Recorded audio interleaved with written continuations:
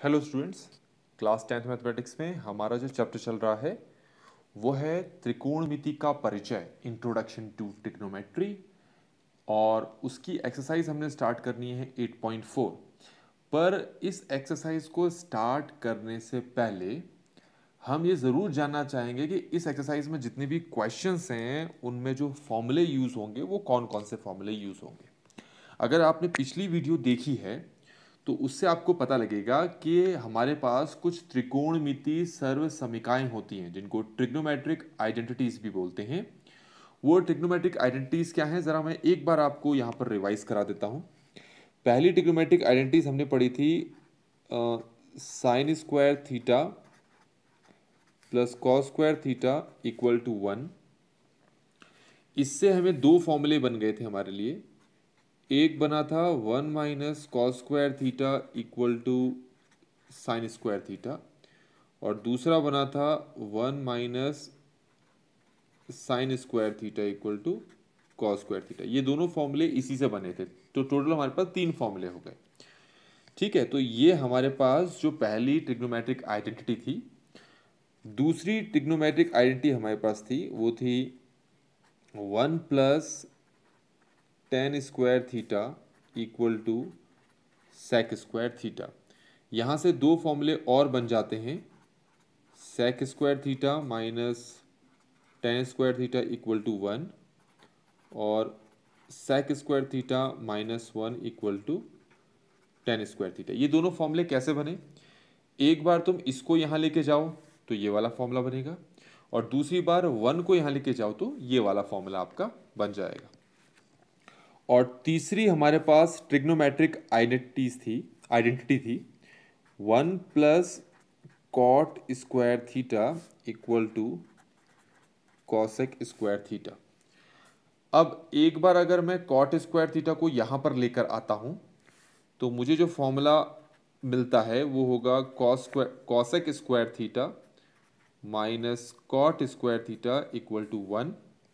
और अगर मैं 1 को यहाँ लाता हूँ तो मेरे को मिल जाएगा cosec square theta minus 1 equal to cot square theta. ये फॉर्मूले आप खुद बना सकते हो। अच्छा, ये थीटा यहाँ पर क्या है, ये कोण है, इसकी जगह ए बी सी डी कुछ भी हो सकता है।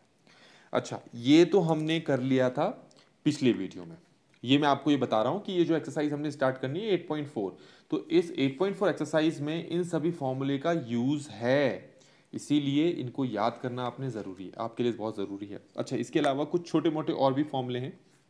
वो क्या हैं, वो ये हैं कि जो आपका कॉसेक थीटा होता है वो होता है आपका 1/साइन थीटा। ये याद रखें, आपको पंडित बद्री प्रसाद हर बोले में सोना चांदी तोले चाय समोसे छोले, उसमें आपको बताया था कि कॉसेक थीटा साइन थीटा का व्युत्क्रम होता है, मतलब रेसिप्रोकल।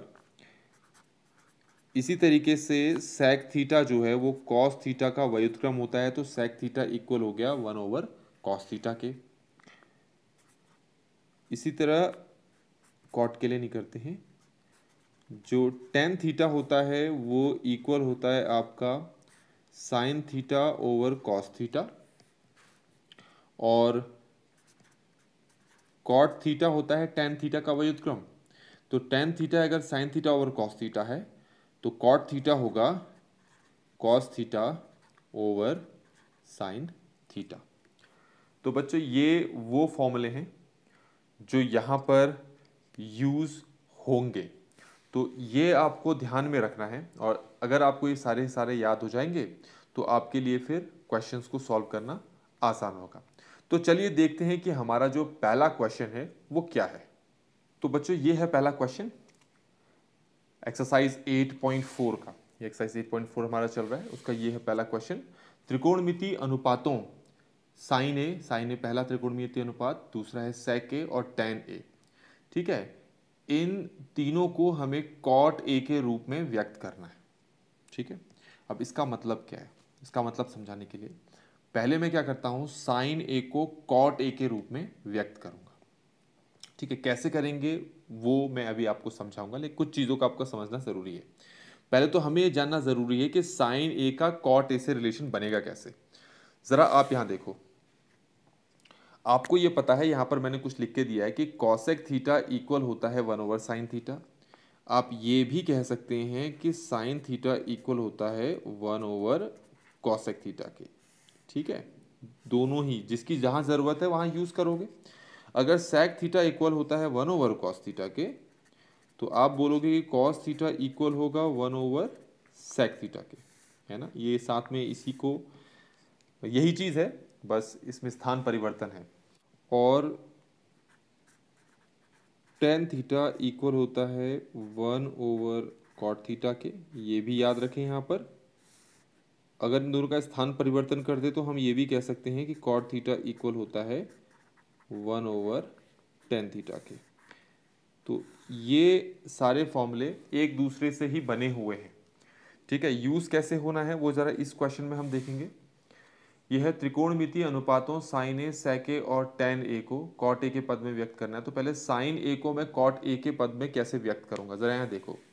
आपको पता है साइन का संबंध कॉसेक से होता है और कॉसेक का संबंध कॉट से होता है, तो हम साइन को कॉट में व्यक्त कर सकते हैं, सबसे पहली चीज़। ठीक हो गया।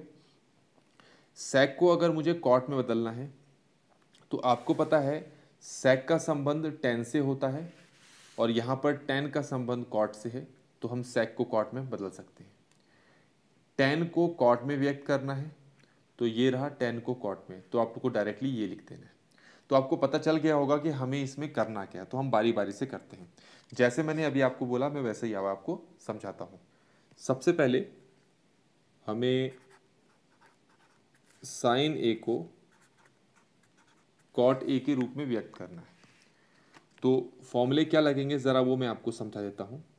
हमारे पास एक फॉर्मूला तो ये है कि कॉसेक स्क्वायर ए इक्वल होता है 1 + कॉट स्क्वायर ए। अभी थोड़ी देर पहले मैंने फॉर्मूला बताया था। अगर मैं स्क्वायर को वहाँ शिफ्ट कर दूँ तो मैं ये कह सकता हूँ कि कॉसेक ए इक्वल होता है square root of 1 + cot square A. ऐसा कर सकते हैं ना। स्क्वायर को जब वहाँ शिफ्ट करते तो स्क्वायर रूट बन जाता है। तो कॉसेक ए का कॉट के साथ संबंध मैंने यहाँ दिखा दिया, और मैंने पीछे आपको बताया था कि साइन ए इक्वल होता है 1/कॉसेक ए। ठीक हो गया। तो अब देखिए हमें साइन को कॉट में बदलना है, तो पहले मैं लिखता हूँ साइन ए इक्वल टू 1/कॉसेक ए, इसको उतार लिया। अब साइन ए इक्वल टू, अभी जो कॉसेक ए है इसके ऊपर देखो कॉसेक ए किसके बराबर है, ये बराबर है square root of 1 + cot square A. तो मैं इसकी जगह लिख लेता हूँ square root of 1 + cot square ए।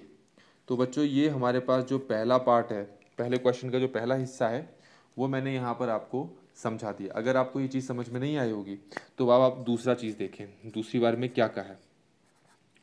अब आपको सेक को कन्वर्ट करना है कॉट में। ठीक है, तो मैंने आपको बताया था कि सेक का संबंध tan से होता है और tan का संबंध कॉट से होता है। ज़रा मैं ये लिख के दिखाता हूँ। ठीक है, हमें पता है कि जो सेक स्क्वायर ए होता है वो इक्वल होता है आपका 1 + tan स्क्वायर ए के। ठीक हो गया, ये हमें पता है। अब स्क्वायर को अगर मैं वहाँ पर शिफ्ट कर दूँ तो ये बन जाता है square root of 1 + tan square A. यहाँ तक क्लियर हो गया होगा। अच्छा, मैंने आपको एक चीज़ और बताई थी पीछे फॉर्मूले में कि tan ए इक्वल होता है 1/कॉट ए। ठीक हो गया। अब इसको यहाँ पर लिखता हूँ मैं। सबसे पहले सेक ए इक्वल होता है square root of 1 + tan square A. मैंने पहले ये लिख लिया। tan ए किसके बराबर होता है 1/कॉट ए के ना। तो ये जो tan है यहाँ पर, अगले स्टेप में मैं इस tan की जगह लिख लेता हूँ 1/कॉट ए। स्क्वायर इसके साथ लगा है तो tan ए की जगह जो आप रखोगे उनके साथ भी स्क्वायर लगेगा। और इसको थोड़ा सा अगर मैं सॉल्व करूँ तो 1 + 1 का स्क्वायर 1 होता है और ये हो गया हमारे पास कॉट स्क्वायर ए। तो आप देख सकते हैं कि यहाँ पर जो सेक ए है वो कॉट ए के रूप में व्यक्त कर लिया गया है। ठीक है, तीसरा पार्ट, तीसरे पार्ट में आपको tan a को cot a के रूप में व्यक्त करना है। तो यहाँ पर तो सिंपल है, tan a इक्वल होता है आपका 1/cot a, जो कि मैं पीछे बता चुका हूँ, तो इसको डायरेक्टली यहाँ पर लिखा जा सकता है। तो इस तरीके से हमने पहले क्वेश्चंस के बच्चों ये सारे के सारे पार्ट्स कर लिए हैं। अगर किसी टॉप स्टेप्स में आपको कोई प्रॉब्लम आ रही है तो कमेंट सेक्शन में मुझे ज़रूर बताएं। अदरवाइज़ वीडियो को लाइक ज़रूर करें, चैनल को सब्सक्राइब करें, सभी को ये वीडियो शेयर ज़रूर करें। Thank you so much.